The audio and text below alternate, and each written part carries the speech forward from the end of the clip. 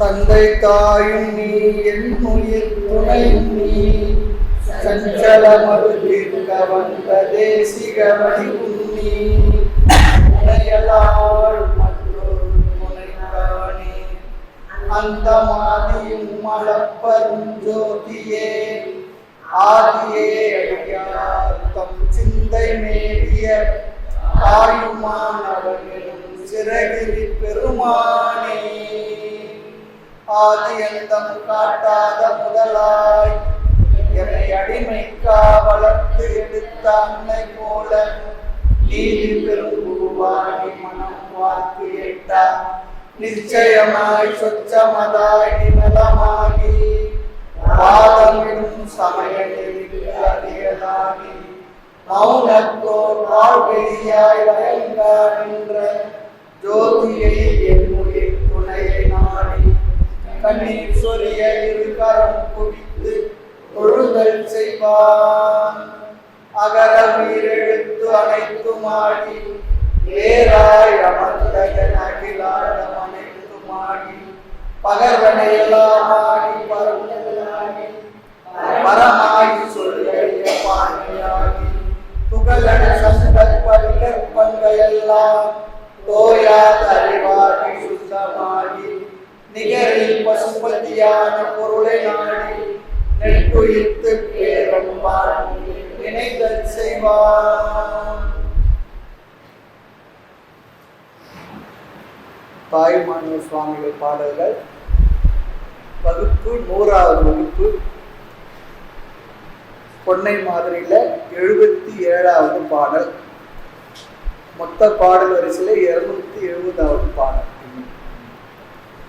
உற்ற வேளைக்கு உரு துணையாய்ந்த சுற்றமோ நமை காக்கும் சொல்லாய் நெஞ்சே கற்றை வாசடை கண்ணுதல் பாதமே பற்றதா என் பரசுகம் பற்றுமே.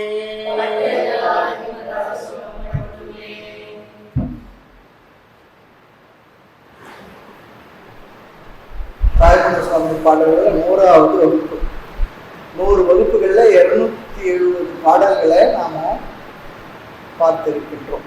மொத்த பாடல் 1452, 14 வரி, 8 வரி, அப்படியா 2 வரி கண்டிகள் அப்படியா பார்ப்போம். இது 270வது பாடல். மனமே, சுற்றத்தாரோ அல்லது மற்ற எவரோ ஆபத்து நேர்ந்த காலத்தில் உதவுவோர் இல்லை. இறைவன் திருவடியே துணை என்று பற்ற வேண்டும் சொல்ற. எல்லாருக்குமே எல்லாரும் நம்ம கூட இருக்காங்க. குற்றார் யார் உள்ளரோ சொல்லுங்க, எல்லாரும் இருக்கிறாங்க, இருப்பாங்க, அதை இல்லைன்னு சொல்லல. அது எப்படி புரிஞ்சு சொல்லுங்க. எல்லாரும் இருந்தாலும் கூட நம்முடைய ஆவிக்கு உறுதுணை, நமக்கு எல்லாருக்குமே உறுதுணை எது என்றால் பகவானுடைய திருவடி தான் என்பதை இங்க சொல்ல வர. அதுக்காக மற்றவங்க இல்லையா சுவாமி கேட்கக்கூடாதா, அவங்கெல்லாம் நம்ம உதவியாட்டான்னு இருக்காங்க, அந்த அர்த்தத்தில் இங்க சொல்லலை. ஆவிக்கு, இந்த உயிருக்கு அல்லது ஆத்மாவாகிய நமக்கு துணை இறைவனே என்ற கருத்தை இங்கு வலியுறுத்துகின்றார். யார் இருந்தால் எல்லாருமே நமக்கு உதவி செய்ய முடியும். ஆனால் அதை அப்பாற்பட்டு எந்த உதவியும் நமக்கு செய்ய முடியாது.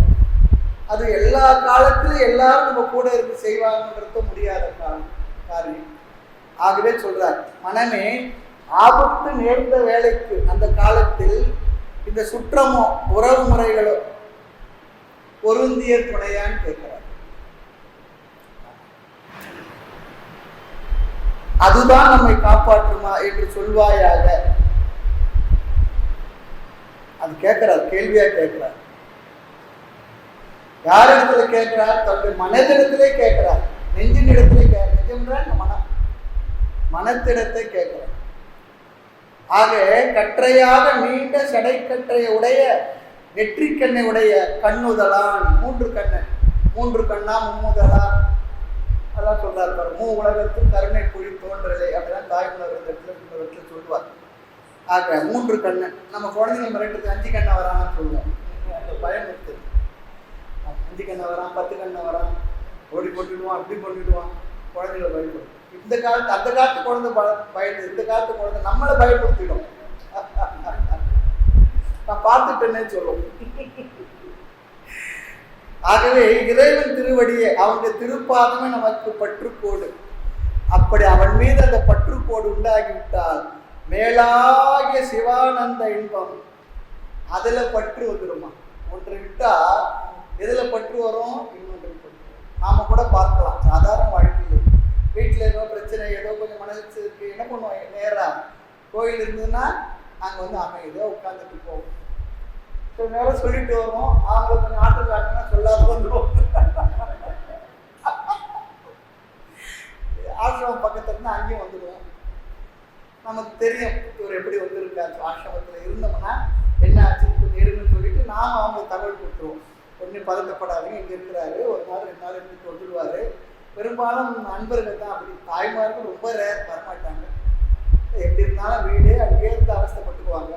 நண்பர்களும் கொஞ்சம் சுதந்திரம் இருக்கு இல்லையா, சட்டையை எடுத்து மாட்டிட்டு கொஞ்சம் பைசா எடுத்து வச்சுட்டு வந்துடுவாங்க.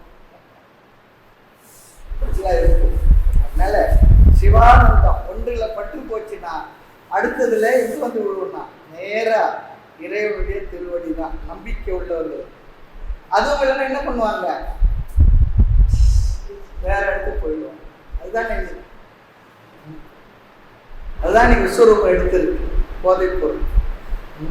என்ன பண்ண ஆக உற்றார் உறவினர் எல்லாம் ஒருவன் செல்வத்துடன் வாழும் பொழுதுதான் சூழ்ந்திருப்பர். பணக்காரன் பின்னால 10 பேரு, பைத்தியக்காரன் பின்னால 10 பேரு, இன்னைக்கு அரசியல்வாதி பின்னால 10 பேர். அப்படி பணக்காரன் பின்னால 10 பேருக்கு எதற்கு, ஏதோ போனா கூட இருக்க எல்லாமே கிடைக்கும் சாப்பிடும். ஆனால் இது எதுவுமே காலம் வரும் காலத்து உதவ மாட்டா. அதுதான் சொல்றார். யமன் வரும் பொழுது அழைச்சிட்டு போறார். எத்தனை பேர் தடுத்தாலும் என்ன பண்ண மாட்டார், அவர் தெரியவாரா, தெரிய மாட்டார், கூட்டிட்டு போயிடுவார், உதவ மாட்டார். ஆகவே அந்த நேரத்துல மனதுக்கு ஒரு உறுதியும் தெளிவும் துயரமும் இல்லாம நாம போகணும்னு சொல்லி சொன்னா இறைவனுடைய திருவடியை பற்றி. 2 விதம் இருக்கு. மார்க்கண்டருக்காக மரணிப்பட்ட பாட்டு உன்னை பார்க்கில் உன் அன்பருக்கு என்ன பயன்கான் பராபரன் தாய்மனுக்கு. மார்க்கண்டையர் அவருக்காக யமனை என்ன பண்ணார், காலம் தன்னை உடைத்தான், போக சொல்லிட்டார், அவனை காப்பாத்திட்டான் சிரஞ்சீவியா. அது போல உற்ற வேலைக்கு சொல்லி சொன்னா கடைசி அந்த நிலையில யார் சுற்றி இருந்தாலும் அத்தனை பேர் நமக்கு தெரிய மாட்டார். அது தெரியவும் போறதில்லை. எவ்வளவு பேர் என்ன தட்டி எழுப்பி கூப்பிட்டாலும் ஓடு கத்தி, அப்பா நான் வந்திருக்கேன், தாத்தா நான் வந்திருக்கேன், மாமா என்ன பாருங்க, மாமி என்ன பாருங்க, நான் தான் உங்க அன்புக்குரிய பிள்ளை பேரனால என்ன ஆகும்னா நமக்கு ஞாபகம் வர. அந்த நேரத்தில் நம்ம மனசுக்குள்ள இருந்து துயரப்பட்டுட்டு போறதை விட இறைவன் என்ற ஒரு நெருக்கிதான் இந்த பட்டோடு என்ன ஆகும், இத்தனை விதமான விஷயங்களுக்கு நடுவில் நாம அமைதியா சந்தோஷமா எல்லாருக்கும் ஆசீர்வாதம் சொல்லிட்டு போயிட்டே இருக்கலாம். ஒருத்தரும் வருத்தப்படாது. எல்லாருமே வாழ்க்கை நீங்க எல்லாரும் நல்லா இருக்கணும், சந்தோஷமா இருக்கணும், மகிழ்ச்சியா இருக்கணும், ஆனந்தமா இருக்கணும், எல்லா செல்வமும் இருக்கட்டும் சொல்லி நம்ம என்ன பண்ணலாம், வாழ்த்து சொல்லிட்டு டாடா பை பை சொல்லிட்டு போயிட்டே இருக்கலாம். அதுக்கு இறைவனுடைய திருவடி பற்றிக்கணும்னு சொல்றாரு. நிறைய பேருக்கு அது இருக்கிறது இல்லை. வாழ்நாளெல்லாம் இறை வழிபாட்டில் இருந்தவங்க கூட அந்த காலத்துல, இந்த காலம்னா இந்த இறுதி காலத்துல வேற எதோ நினைச்சு ஏங்க அழ ஆரம்பிச்சோம். அழுதுட்டு போகக்கூடாது. பிறக்கும் பொழுது அழுது இருக்கலாம், பிறக்கும் போதும் அழுகின்றான், இறக்கும் போதும் அழுகின்றான். ஒரு நாளேனும் கவலையை மறந்து சிரிக்க மறந்தான் மானிடுது. சினிமா பாட்டு தான் இது. பிறக்கும்பொழுது அழக்கூடாது, இறக்கும்பொழுது அழக்கூடாது.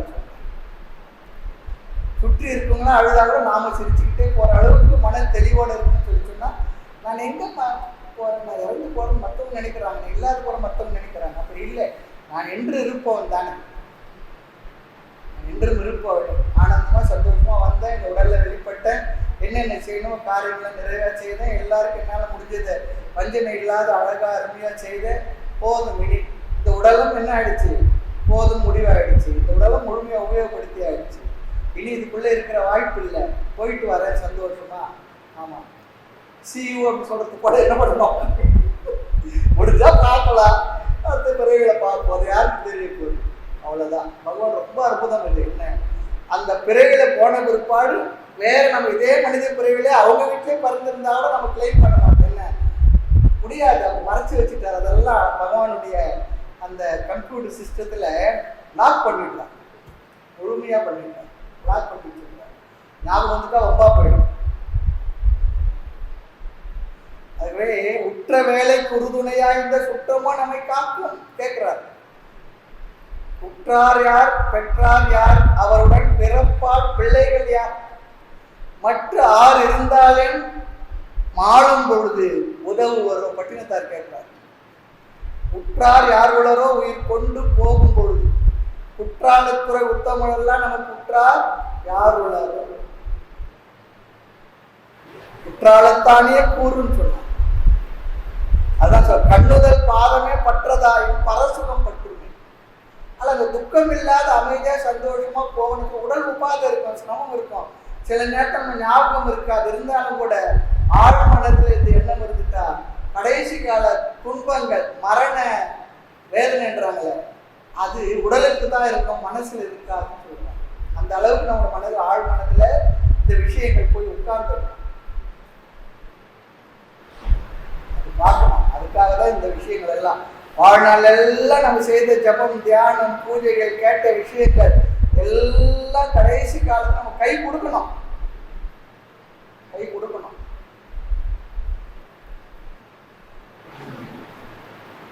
அது ரொம்ப முக்கியம். அப்படின்னு என்ன பண்ணோம், ஆத்மார்த்தமா உண்மையிலேயே நம்முடைய மனதில் அது போய் இருக்கிறா போல நம்முடைய மனசுல அதெல்லாம் கொண்டு போய் உட்கார வச்சு, மேல் மனதில் இருக்கக்கூடாது, மேல் மனதில் அப்படி இருந்தா பரசுகம் பற்றுமே சொல்றார். ஆக மனமே துன்பம் வந்துற்ற வேலை உறுதுணையாய் வந்து நின்று சுற்றத்தால் காப்பாற்றுவரும் சொல்வாயார் கேட்கிறார். கற்றை சடையும் நெற்றி கண்ணு உடைய சிவனுடைய திருவடியை பற்றி நிற்போமாயும் மேலான பேரின்பம் நம்மை வந்து பற்றி நிற்கும் சொல்றார். இதுதான் அந்த பாட்டுல நிறைவான பாட்டுக்காக முன் பாட்டுல சொல்ல விரும்புகிற விஷயம். யாருக்கும் நமக்கு இல்லை, அவருடைய நெஞ்சுக்கு சொன்னார். ஆக நம்முடைய மனதிற்கு நாம் சொல்லி கொள்ள வேண்டும். இந்த பாட்டெல்லாம் கொஞ்சம் அந்த வரிகள் நம்முடைய மனசுல நிற்கணும், இந்த கருத்தெல்லாம் நிற்கணும்னு சொல்லி அது இருந்தும் சொல்லி சொன்னால், இந்த கருத்தெல்லாம் மனசுக்குள்ள போட்டு வைத்து விட்டால் நிச்சயமாக அது நமக்கு கை கொடுக்கும். கை கொடுத்த தெய்வம் சொல்வது போல அது கை கொடுக்கும். அதுக்குதான் படிக்கணும். அடுத்து இந்த பதிகத்தினுடைய அல்லது இந்த தலைப்பினுடைய நிறைவு பாடல் 78வது பாடல். பற்றலாம் பொருளே பரம் பற்றினாய், குற்றமாதவர்க்கு உண்மையை நல்குமே, மற்றும் வேறுள மார்க்கமெல்லாம் எடுத்து எற்றுவாய் மனமே கதி எய்தவே. இந்த பாடல் அந்தாதி தொடை சொல்லுவாங்க. அந்தாதி தொடைன்னா இந்த பாட்டினுடைய கடைசி வார்த்தை அடுத்த பாட்டுல முதல் வார்த்தையா வரும். இந்த கடைசி இப்போ பார்த்த பாட்டே பாருங்க, பற்றுமே பரசுகம் பற்றுமே. அந்த பற்று அதை இங்க பற்றலாம் அப்படின்னு சொல்லி சொல்லுவாங்க. இதுக்கு பேர் அந்தாதி தொடை சொல்லுவாங்க. நெஞ்சே சிவத்தை நீ பெரிய அவன் திருவடியை நீ கெட்டியாக பிடித்து கொண்டால் நீ என்ன அடையலாம், பேரு அடையலாம் சொல்ற. பேரு என்றால் நாம் அடைய வேண்டிய இலக்கு, லட்சியம், முடிவு, நிறைவு, மோட்சம் அல்லது முக்தி அல்லது அபோன்னு சொல்றாங்க பாருங்க ஆங்கிலத்துல. அதை நீ அடையலாம் சொல்ற. அதுதான் நமக்கு பேரு.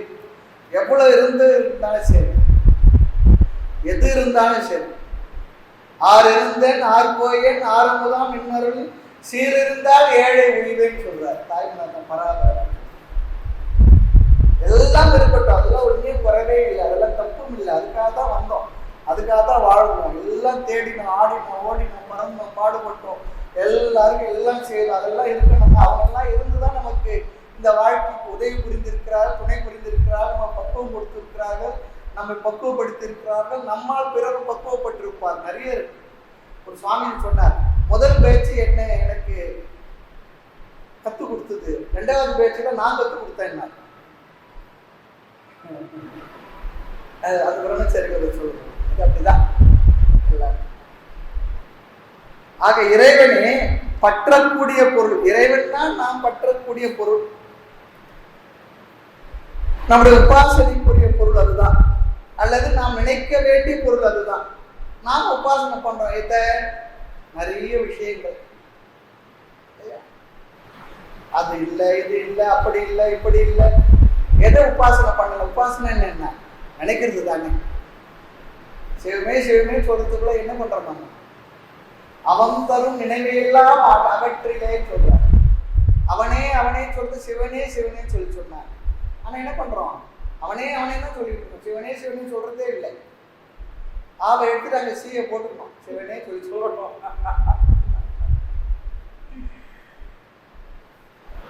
பொருளை நினைக்கிறோம், பூமியை நினைக்கிறோம், இன்னும் போன வந்த உறவுகளை நினைக்கிறோம், எவ்வளவோ நினைக்கிறோம். ஆகினால இங்க ரொம்ப அழகா சொல்றோம், உபாசனைக்குரிய பொருள், மனசுல நினைக்க வேண்டிய பொருள் எது என்றால் அந்த இறைவனே சிவன்.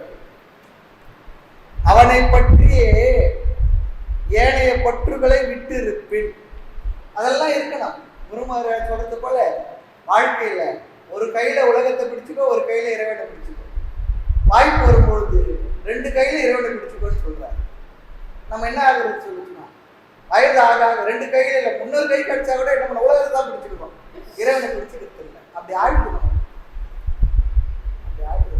காரணம் என்னன்னா, வயது ஆக உடல் பலவீனம், மனதினுடைய பலவீனம், சுற்றி இருப்பவர்கள் நம்ம கண்ட்ரோல் இல்லை, நம்ம உடம்பே நம்ம கண்ட்ரோல் இல்லை. பேரனை கூப்பிட்டு காலத்துக்கு போயிடா, இல்லை தடி எடுத்துட்டு கொடுறா, அது குச்சி எடுத்து கொடு, கோல் எடுத்து கொடுக்குற அளவுக்கு ஆகி போயிடுது. என்ன பண்றது?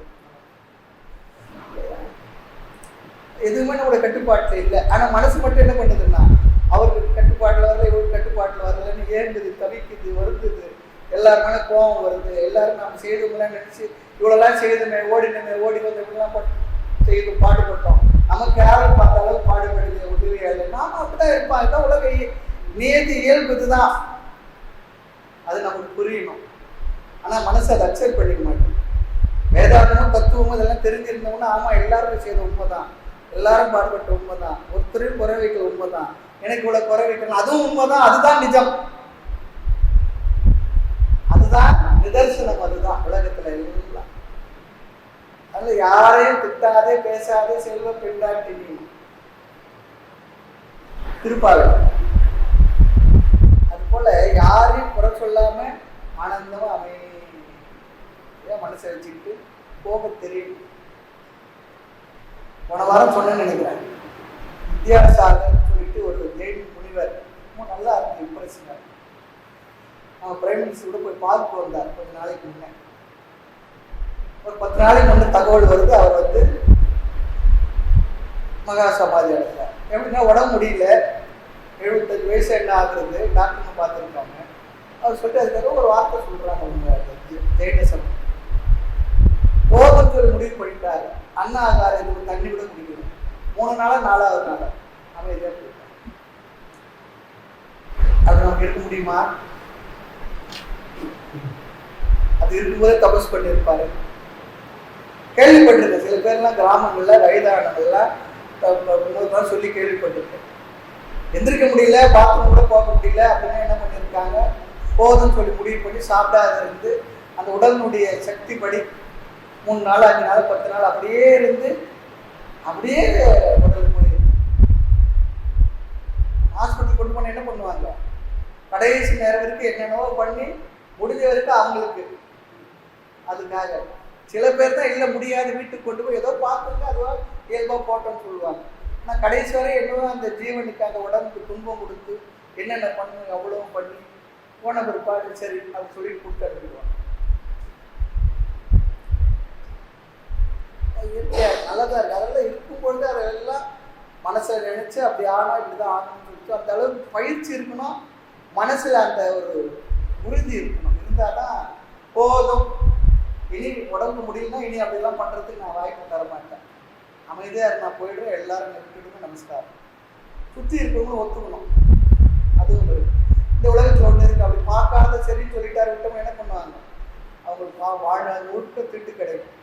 அதெல்லாம் பார்க்காத கொண்டு போயிட்டாங்க பாருங்க பணத்துக்கு அப்படின்னு சொல்லி அவங்க திட்டுறது இருக்கு. உலகத்துல நிறைய விஷயங்கள் இருக்கு, நிறைய பார்க்க வேண்டியது இருக்கு. முடிஞ்ச வரைக்கும் பார்க்க மாட்டேன், ஏன்னா அவங்களுக்கு விட முடியாது, நம்மளால பலதும் கலந்து இருக்கு. சில பேருக்கு அப்படி வாய்ப்பு கிடைக்கும்.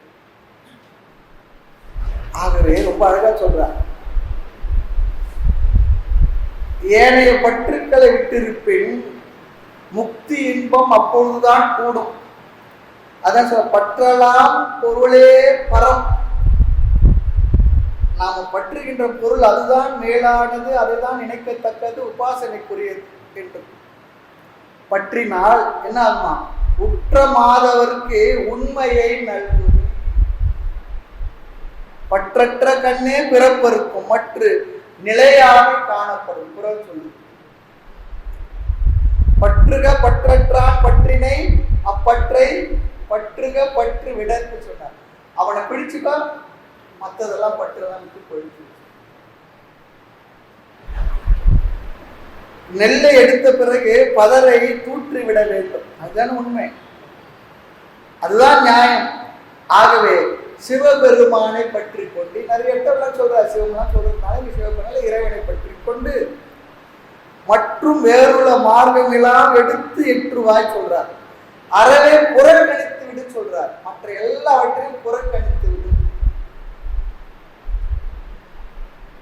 எல்லாம் இருக்கு, வாஸ்தவம் தான். மனதளவு புறக்கணித்து விடுவோம். எல்லாரும் கூட அன்பாயிரு, எல்லாரும் கூடயும் குடும்பத்தில் வேற வழி கிடையாது, நல்லா நடந்துக்குவோம். அதுல டபுள் பர்சனாலிட்டிலாம் இல்லை, அது போல இருக்கு. ஆனால் மனதுக்குள்ள மட்டும் என்ன பண்ணணும், அதை பற்றி உண்மையை தெரிந்து கொண்டு புரிந்து கொண்டு எதன் மீது அதிகமான பற்று அழுத்தம் இருக்கணுமோ அது மட்டும் பற்றை வைத்து விடாம வெட்டியா பிடிச்சுக்கொண்டு அறவே புறக்கணித்து விடுவாய். எற்றுவாய் என்றால் அறவே புறக்கணித்து விடும் சொல்றார். இப்படி இது செய்தால் கதி தப்பாதுன்னு சொல்றார். அப்படி செய்தால் உனக்கு வர வேண்டிய அந்த நிறைவு, பிறவி எடுத்துள்ள பிரயோஜனம், முக்தி அல்லது மோட்சம் என்ற கதி தப்பாதுதான் கட்டாயம் கிடைக்கும் சொல்றார். மனமே கதி எய்தவே, மனமே உனக்கு கதி வேணும்னா இதை பண்ணணும்னு சொல்லி சொல்ற. இது நெஞ்சுக்கு ஒரு அறிவுறுத்தல் சொல்லி சொல்ற. கடைசி 2 பாடல் அழகான பாடல்களாக செய்து இந்த தலைப்பை தாய்மனம் நிறைவு செய்யும். மனமே மேலாம் பொருளாகி சிவத்தை பற்றினால் பெரிய தபஸ்வி ஆகலாம். அப்படிப்பட்டவர்களுக்கு அந்த எம்பெருமான் உண்மையாகி திருவடியை தந்து அருள்வார். உன் திருவடி கரும்பை தந்து சொல்றார். இந்த இடத்துல நம்ம பார்த்த இந்த பாடல் திருவடி கரும்பை தந்து மற்றுள்ள நெறி அனைத்தை புறக்கணித்து விடு. இதற்கு மாறுபட்ட வேறுபட்ட மற்ற விஷயங்களை எல்லாம் என்ன பண்ண மனதளவில் துறந்து விடு. இதுவே வீடு பேர் அடையும் வழி, அதையும் அறிந்து கொள்வாயாக. மனசு சொல்லணும், மனசு வேற எதையெல்லாம் பற்றி இருந்தாலும் போத நீ பற்றினதெல்லாம் இதுதான் பற்றணும், நெஞ்சே அறிந்து கொள். நெஞ்சு விடு தூண்டு சொல்றது போல நெஞ்சுக்கு இதை பற்றி நாம தகவலை சொல்லிக்கிட்டே வேற யாருக்கும் சொல்றது இல்லை. நெஞ்சுக்கு சொல்லிக்கோ, மனசுக்கு சொல்லிக்கோ, ஒரு மனசுக்கு அறிவுறுத்தும் சொல்லுவோம். இத்துடன் பொன்னை மாதிரி இந்த தலைப்புள்ள 78 பாடல்கள் நிறைவு பெற்றது. 271 பாடல்கள் பார்த்து நிறைவு பண்ணியிருக்கிறோம்.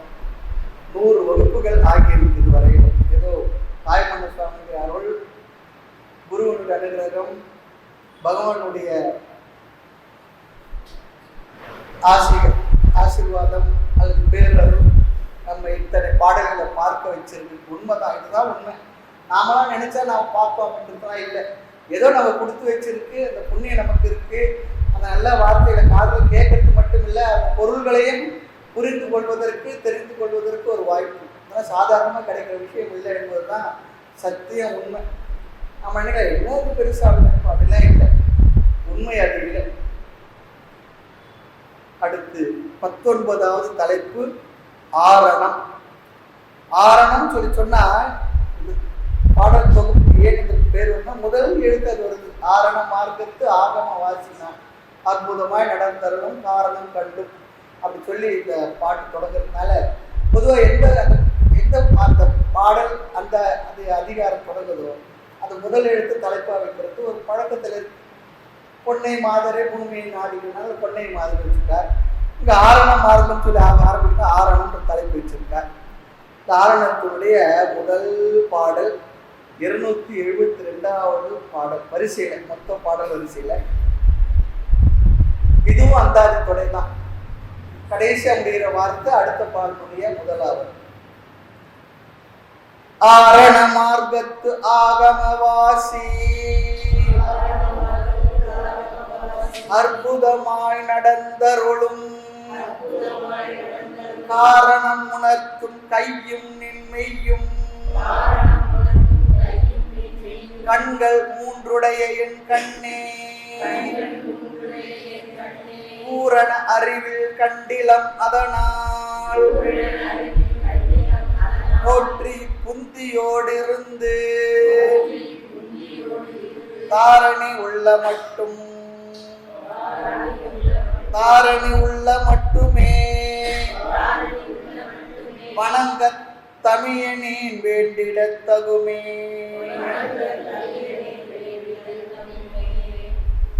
கண்கள் மூன்றுடைய அடியேனுடைய கண்ணே. என்னோட கண்ணு நீதான். உனக்கு 3 கண்ணு இருக்கு, ஆனா எனக்கு கண்ணுன்னா என்ன? என்னோட பார்வையே நீதான். கண்ணு என்பதை நம்ம என்ன பண்ணுவோம், ரொம்ப உயர்ந்த பொருளை கொப்பிடுவோம். குழந்தைகளை கொஞ்சம் பொழுது என் கண்ணே நான் கொப்பிடுவோம், என் கண்மணியே. கண்ணே சொல்லி சொன்னா உயர்ந்த ஒரு ஸ்தானத்துக்குரிய ஒரு வார்த்தையா பயன்படுத்தும். குழந்தைங்களை கொஞ்சம் என் கண்ணு அப்படின்னு சொல்றோம் பாருங்க. அது போல ஆனால் வாழ்க்கையில கண்ணு வந்து ரொம்ப முக்கியமான ஒரு, அது இல்லைன்னா எல்லாமே போச்சு. அதனால எண்ணும் எழுத்தும் கண்ணெனத்தம்னு சொல்லி சொல்றேன். கண்ணுக்கு உதாரணமா சொல்றேன்.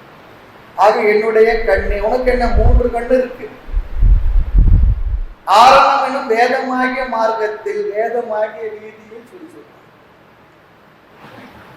வேதாந்தம் என்பது வீதியா, தெருவாக, பாதையா.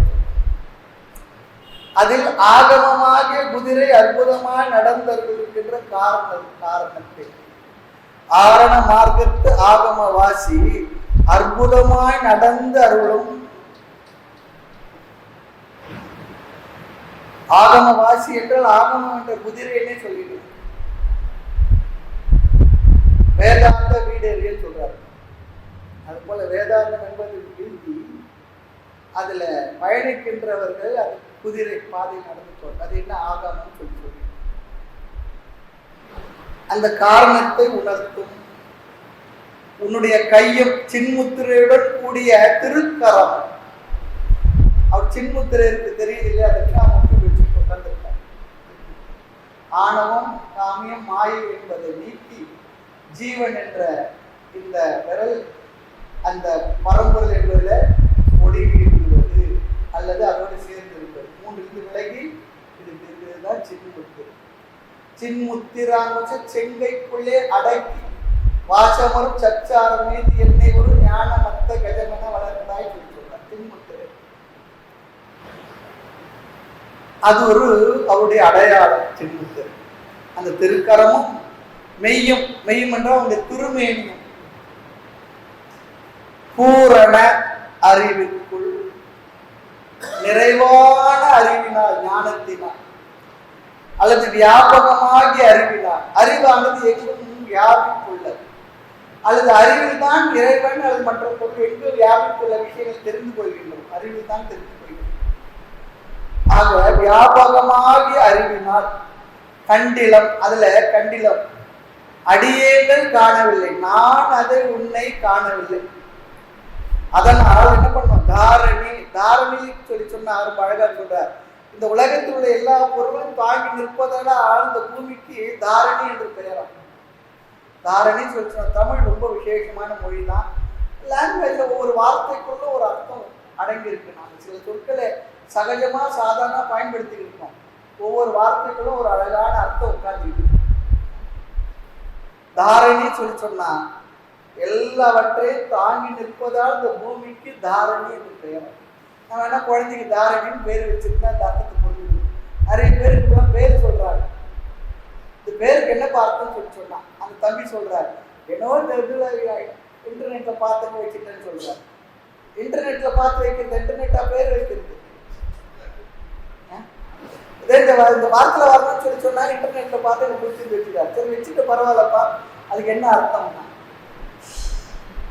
அந்த காலத்தில் நம்ம வீட்டில் என்ன பண்ணுவோம், குழந்தை பிறந்தா ஆண் பிள்ளையா இருந்தால் தாத்தா பேர் அறி, பெண் பிள்ளையா இருந்தால் பாட்டி பேர் அறி, அது என்ன எல்லாம் வைப்பாங்க. இந்த காலத்து அப்படி இல்லை, எல்லாம் மறந்தாச்சு.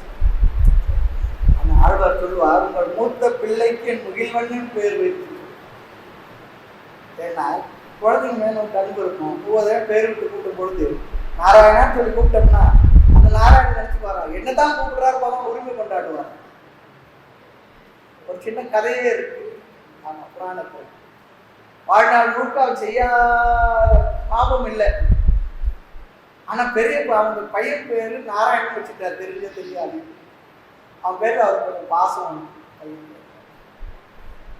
போகும் பொழுதும் பையனை பார்த்து அவன் பேரு சொன்னார். இறந்த உடனே யமதூதர்கள் வந்துட்டாங்க. வைகுண்டத்துல இருந்து மகாவிஷ்ணு அனுப்பின ஆளுங்க வந்துட்டாங்க. அவங்க 2 பேரும் சண்டை நடக்குது. நீ எதுக்கு வந்தா எங்களை அனுப்பினா இருப்பாரு. இல்லை எங்களையும் மகாவிஷ்ணு அனுப்பினார். அவன் நிறைய பாவம் பண்ணிருக்கான். அதெல்லாம் இல்லை, எங்களுக்கு தெரியாது. அவர் போகவே எங்க பெருமாளை கூப்பிட்டார், பெருமாள் அனுப்பியிருக்கார், நாங்க அந்த கூட்டு போனோம்.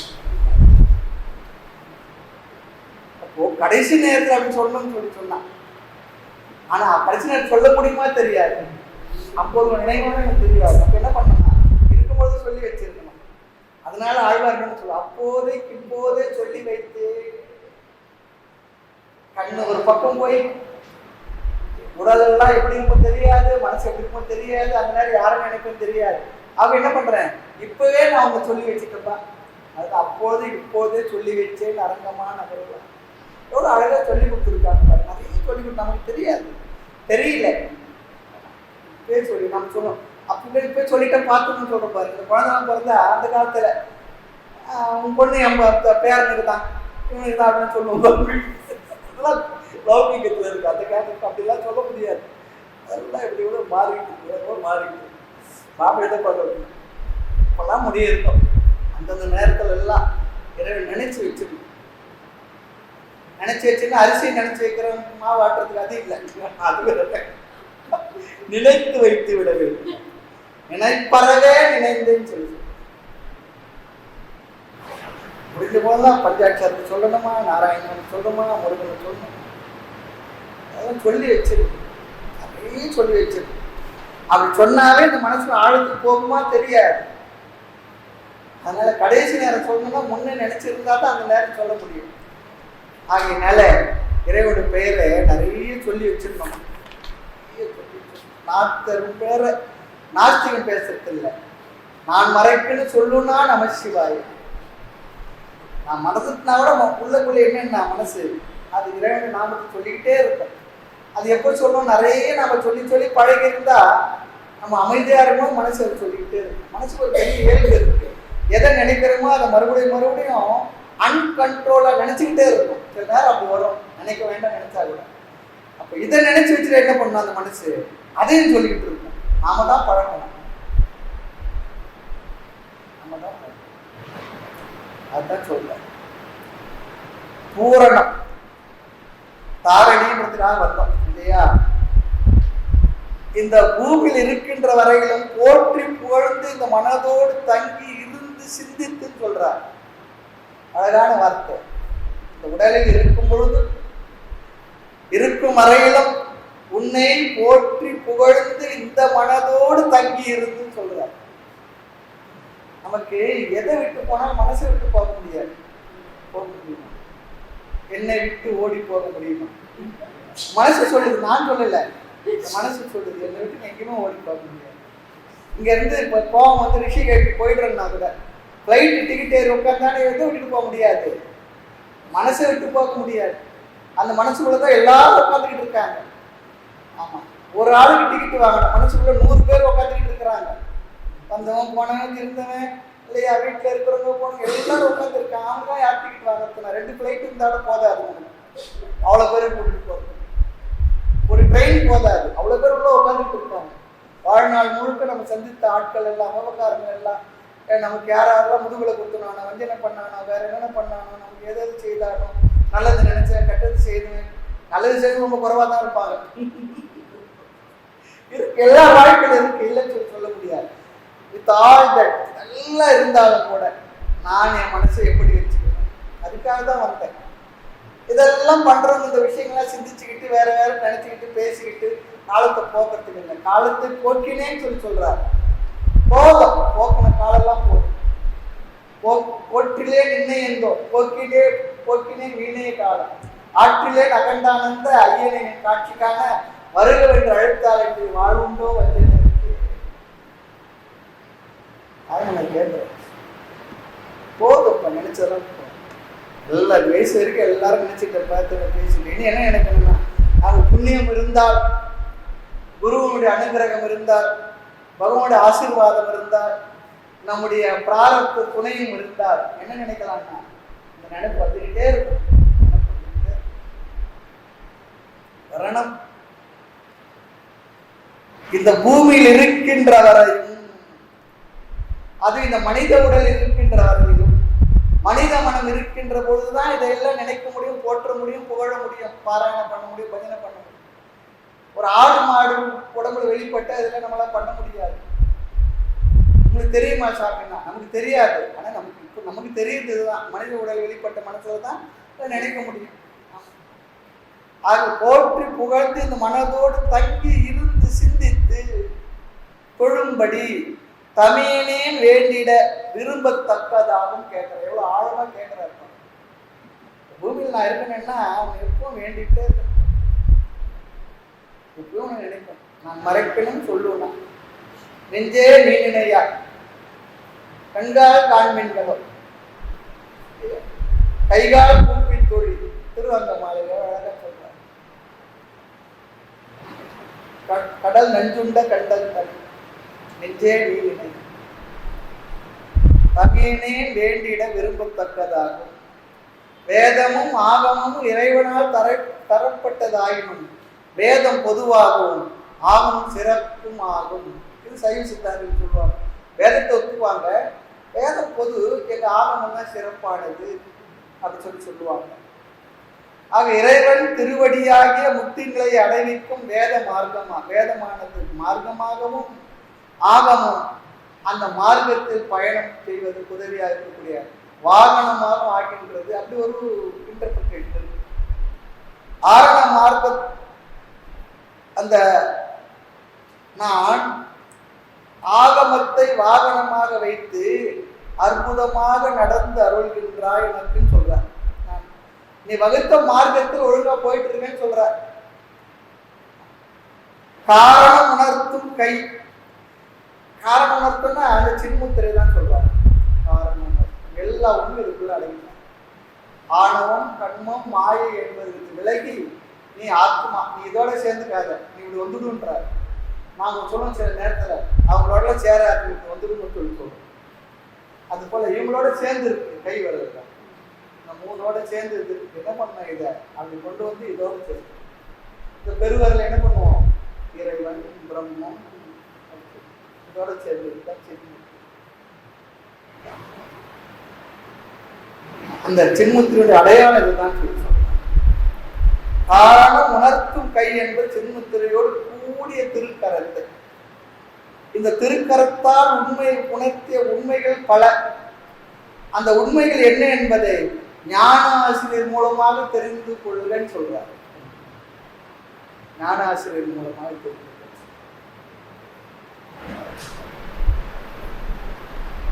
ஆகவே அப்படிப்பட்ட திருமுத்திரை உடைய மெய்யும் உன்னுடைய திவ்யமான திருமேனி இறைவன் தடத்தமாய் உலகமாய் விளங்கிக் கொண்டுள்ள தன்மை அவருடைய அருவ தோற்றமும் பற்றி தெரிந்து கொள்ள சொல்றார். தடஸ்தம்னா தெரியும் இல்லையா? தடஸ்த லட்சணம், சொரூப லட்சணம் தெரியும். தடஸ்த லட்சணம் இறைவனை இந்த உலகமாக விளங்கிக் கொண்டிருப்பதை வைத்து இறைவனுடைய தன்மை தெரிந்து கொள்ளும் தடஸ்த லட்சணம். அதான் தடஸ்த லட்சணம் பாரு. சொரூப லட்சணம் அவனுடைய அருவத்தன்மையை அறிவாக விளங்குவதை, சத்து சித்தாக இருப்பதை தெரிந்து கொள்வது அப்படின்னு சொல்லி தத்துவமா தெரிந்து கொள்வது. இறைவன் தடத்தமாய் உலகமாய் விளங்கி கொண்டுள்ள உலகமாய் விளங்கி கொண்டுள்ள தன்மை, அவருடைய அருவத் தோற்றம், அது பற்றி பூரண அறிவில் கண்டிலம். என்னுடைய அறிவில் முழுமையாக நான் தெரிந்து கொள்ளவில்லை, அல்லது நிறைவான ஞானத்தை நான் பெற்றில்லை. அப்போ இறைவனை ஸ்தூலமாக சகுனமாக வழிபடுவது ஒரு அளவிற்கு தான், அவரை அருவமாக எங்கும் நிறைந்தவனாக புரிந்து கொள்வது என்பதுதான் பூரண அறிவு. அப்படி ஒரு அறிவு கருத்து நம்ம பார்க்கணும். இது எனக்கு தெரியலன்னு சொல்றாரு. என்னுடைய அறிவு சாதாரணமா இருக்கு, சாமான்யமா இருக்கு, குறைவுடையதா இருக்கு, நிறைவா இல்லை. அந்த நிறைவாக எங்கு நிறைந்துள்ளதை நான் அறிந்தால்தான் அதுதான் பூரணமான அறிவு. ஆனால் நான் கண்டிலை சொல்ல, பூரண அறிவில் கண்டிலை. பூரண அறிவு என்பது நிறை ஞானம் சொல்றார். நிறை ஞானம் என்பது இறைவனுடைய உண்மைத்தன்மையை சொரூப லட்சணமாகவும் தடஸ்த லட்சணமாகவும் அவன் விளங்கி கொண்ட தன்மையை புரிந்து கொள்வது, தெரிந்து கொள்வது. அல்லது அவன் சகுனமாகவும் நிர்குணமாக இருக்கக்கூடிய தன்மையை நன்கு தெளிவாக ஞானாசிரியர் மூலமாக உபதேசித்து தெரிந்து கொள்வது, உபதேசம் பெற்று தெரிந்து கொள்வது. ஆக உருவ தியானத்திலேயே அன்பும் ஆனந்தம் ஆர்வம் ஆக்கமும் விலை இருந்தாலும் கூட கண்கள் மூன்றுடைய கடவுளே மனம் வாக்கு காயங்களாக இருக்கக்கூடிய திரிகரணங்களாலும் வழிபட விளங்கி இருக்கின்றார். அதை நானும் விரும்பி உன்னை நான் வழிபடுகின்றேன். அதில் எனக்கு ஒரு நிறைவு கிடைக்கின்றது, ஆனந்தம் கிடைக்கின்றது. சிவராத்திரி அன்னைக்கு எல்லா விதமான திரவியங்களும் மூலமாக ஒவ்வொரு திரவியத்தை அபிஷேகம் செய்து அந்த காட்சிகளை எல்லாம் பார்த்து மனதில் நாம் வாங்கி நிறைத்துக் கொள்கின்றோம். உண்மைதானே? கண்கால் காண்கின்றது. கோயில ஏற்பாடு செய்திருக்க பூஜை முறைகள் எல்லாம் நம்முடைய 5 புலன்களுக்கும் அது பிரயோஜனமாகும். அதோடு மனதையும் சேர்த்து வாக்கையும் சேர்த்து 3 கரணங்களாலும் இறைவன் வழிபடுகின்ற ஏற்பாடு அது. இந்திரியங்கள் எல்லாம் பார்க்கின்றது, கேட்கின்றது, எல்லாம் பண்றது. மனசு என்ன பண்றது? அதில் ஈடுபட்டு இருக்கு, லயிச்சிருக்கு. இந்த உடலும் என்ன பண்றதுன்னா வழிபடுது. மனோவாக்கு 3க்கும் கோயில் வழிபாடுகள்ல ஏற்பாடு, 3 அந்த இடத்துல சேர்ந்து பண்ணுகின்றோம். ஆக அப்படி இருப்பது எனக்கு உணர்த்த வேண்டி போற்றி புந்தியோடு இருந்து தாரணி உள்ள மட்டுமே. அப்படி உன்னை போற்றி இந்த மனதோடு இருந்து இந்த உலகம் உள்ளவரை வணங்க தமியனேன் வேண்டிட தகுமே. நான் வேண்டுகின்றேன் உன்னை சொல்ற. போற்றி என்றதனால் வாக்கினையும், புந்தி என்றதனால் மனதினையும், வணங்க என்றதனால் காயத்தினை குறித்தது சொல்லி சொல்றார். காயத்தினை குறித்தது சொல்ற.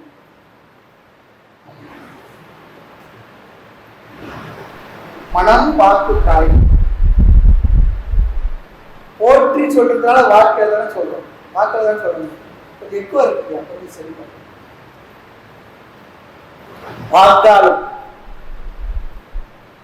மனதால வாக்கால மண்ணா வண்ணா மோன இனத்தார நல்ல இனத்தார் அப்படி சொல்லி சொல்றார் தாய்மலர்.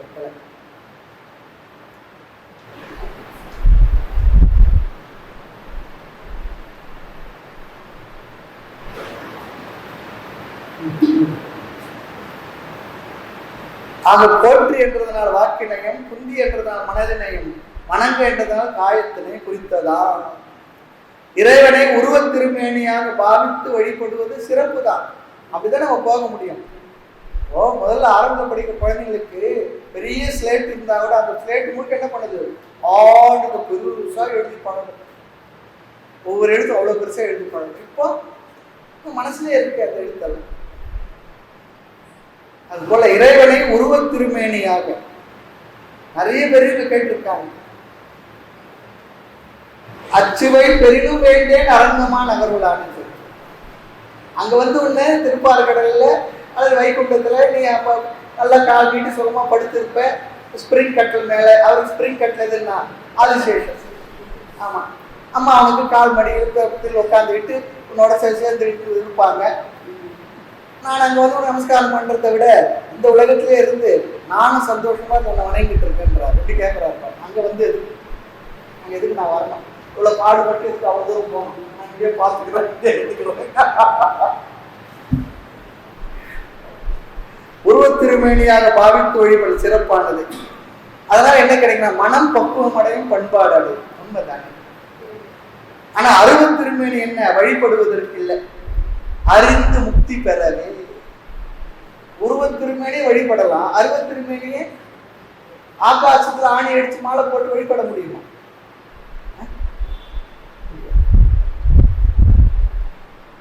எங்கு நிறைந்த இறைவன் என்ன பண்ணணும்? அறிதல். அவன் இப்படியெல்லாம் எங்கு நிறைந்தவனாக இருப்பதை அறிவில் புரிந்து கொள்ளுது. உருவமா அறிவித்த நமஸ்காரம். ரெண்டுக்குமே நம்ம சமயத்தில் இடம் கொடுத்துருக்காங்க, ஏற்பாடு செய்திருக்காங்க. தான் ஞாபகம் தெரியாத பெரியவங்க நமக்கு ஏற்பாடுலாம் பண்ணல. உருவம் எத்தனை வேணும் வச்சுக்கோ, அது ஒரு மனசுக்கு பிடிச்சிருந்து அத்தனை உருவத்திலே வழிபடுத்தனுக்கு முழு சுதந்திரம் கொடுத்துருக்காங்க. 33 கோடி தேவர்கள் இன்னும் பத்தலையா? இன்னும் தேவையான புதுசு புதுசா உருவாக்கணும் சார், பண்ணிக்கோ, ஒன்றும் தப்பு இல்லை. என்ன போயிடுச்சு?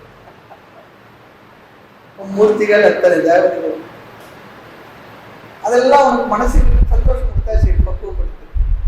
ஆக தாரணை என்பது இது பூமிக்கு கொடுத்த ஒரு பெயரா. பொருள்களை தரித்து இருப்பதனால் இந்த பெயர் வந்துள்ளது. முதலே பார்க்கணும் தாரணை. இப்பதிகத்தின் முதல் செயல் ஆரணம் என்று தொடங்குவதனால் இந்த பதிகத்திற்கும் ஆரணம் என்று பெயர் வந்தது. இந்த பாடலும் அந்த அதித்தொடை. இல்லை, ஒரு விஷயம் என்னன்னா, எல்லா மகாத்மாக்கள் பெரிய இருந்தோம்னா அற்புதமா மொழி இலக்கணம் தெரிந்து அழகா பாடலா பாடியிருக்காங்கன்னு சொல்லி சொன்னா அவங்களுக்கு பக்தி மட்டும் இல்லை, இந்த பேரறிவு மட்டும், ஞானம் மட்டும் இல்லை, மொழி அறிவு எந்த அளவுக்கு இருக்குமோ அந்த அளவுக்கு உயர்ந்திருந்து இருக்கு. இல்லைன்னு சொல்ல முடியாது. இல்லைன்னா தேவாரம், திருவாசகம் எல்லா பக்திகளும் ஞானிகளும் பாடின பாடலாம் பார்க்கும்போது மொழி அறிவு இருந்ததுனால பாடியிருக்காங்க. அப்போ மொழி அறிவு இருக்கிறவங்க நாஸ்திகனா இருக்கணும், அது வேற மாதிரி இருக்கணும் அப்படிலாம் இல்லை. அல்லது மொழி அறிவு இருக்கணும் நாஸ்திகன் தான் அப்படியும் இல்லை, அல்லது நாஸ்திகனுக்கு தான் மொழி அறிவு இருக்கணுன்றதும் இல்லை. இந்த தேசத்தில் இருந்த எல்லா பெரியோர்களும் ஆஸ்திகத்துல தான் இருந்திருக்காங்க. ஒரு 2 பேர் விதிவிலக்கா இருந்திருக்கலாம். ஆனா அவர்கள் அது அவருடைய கொள்கையா இருந்திருக்கு, அது வேற. அவர்களுக்கு இந்த கருத்து பிடிக்கல, அப்படிதான் இருந்திருக்கு. அதுக்காக இப்ப இருக்கிற நாஸ்திகம் அவங்களுக்கும் சம்பந்தமே கிடையாது, ஞான பிராப்தி கூட கிடையாது. ஒரு சமயத்தை மட்டும் தூஷணம் பண்றதுன்றது கிடையாது. அவன் கொள்கை ரீதியா சரி எனக்கு பிடிக்கல, அவ்வளவுதான், எனக்கு அது நம்பிக்கை இல்லை, பெரிய அதை ஒத்துக்கிட்டாங்க. ஆனால் அவங்களே ரிஷின்னு சொல்லிட்டாங்க, அதையும் ஒரு சாஸ்திரமா ஒத்துக்கிட்டோம்.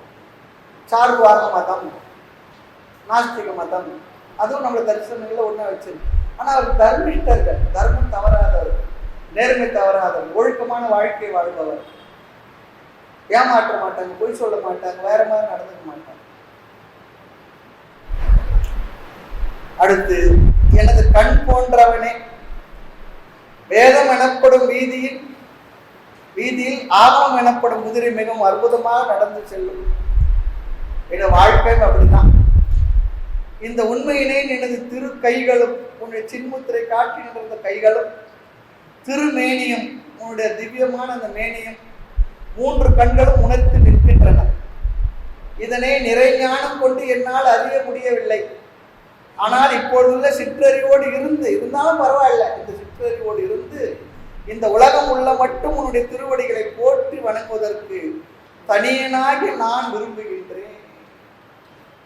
அவள் விருப்பத்தை சொல்றார். பரவாயில்ல, எனக்கு அதெல்லாம் அறியும் போது அறியலாமா, அறிய வேண்டும்னு அறியலாம்னு சொல்றாரு. அது வரும்போது வரட்டும். ஆனா அதுவரையும் உங்களை இப்படியே பார்த்து சந்தோஷமா மகிழ்ச்சியா உங்க திருமேனியை 2 கண்களாலும் பார்த்து, இந்த உடலால் வணங்கி, மனதால் நினைந்து, உருகி, பாடி, பரவி, இப்படியே நான் இருக்கிறப்பா. பேரறிவு வரும்போது உணர்ந்து கொள்கிறேன். அந்த அர்த்தங்களை அழகாக சொல்ற. மேல விஷயங்களை அடுத்த வகுப்பில் பார்க்கலாம். மூர்த்தி எல்லாம் வாழி, எங்கள் மன குருவாழி, அருள் வார்த்தை எல்லும் வாழி, அன்பர் வாழி, பராபரமே ஐயனே எனதுள்ளே நின்று அனந்த ஜென்மங்கள் ஆண்ட மெய்யனை உபதேசிக்க வெளிவந்த குருவே போற்றி, உயவே முக்தி நல்கும் உதவிக்கோர் உதவினாயே, செய்யுமாறொன்றும் காணே திருவடி போற்றி போற்றி. ஓம் பூர்ணமத பூர்ணமிதம் பூர்ணாத் मुदच्यते पूर्णस्य पूर्णमादाय पूर्णमेवावशिष्यते ओम शांति शांति शांति हरि ओम श्री गुरुभ्यो नमः हरि ओम।